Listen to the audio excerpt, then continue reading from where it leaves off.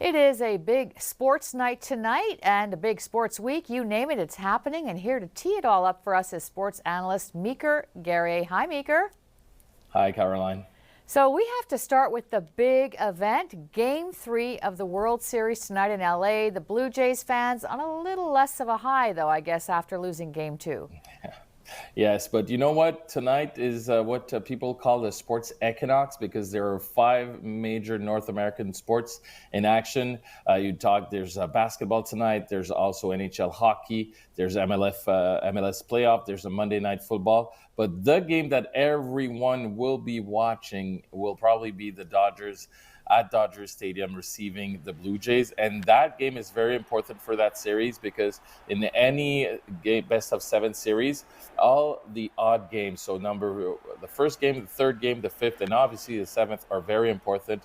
And it'll make a difference in that series because the series is tied 1-1. The Blue Jays have showed that they can score points. But Yamamoto in the last game showed that he was probably one, if not the best pitcher in Major League Baseball. So the Blue Jays will have a hard time again today, but they have Max Scherzer on the mound for them. He's a veteran. Mad Max, as we call him, will probably be fierce today. So the Blue Jays have a chance to bring that series 2-1. Honestly, they have a chance of winning that game. No one thought they would win the series 4-0. So it'll be a very interesting game. Yeah. Also interesting tonight, the Habs are back in action, and they're doing really well at the start of this season. They're top of their division.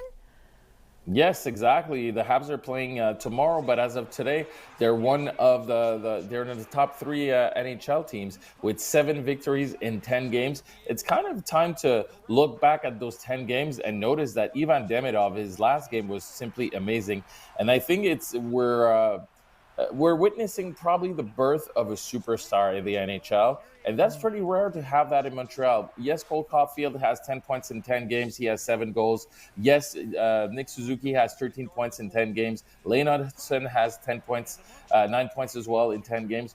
But Ivan Demidov is probably the next big offensive star. And for the Habs, we haven't seen an offensive star that exciting in ages. So it's a great start of the season for the Habs.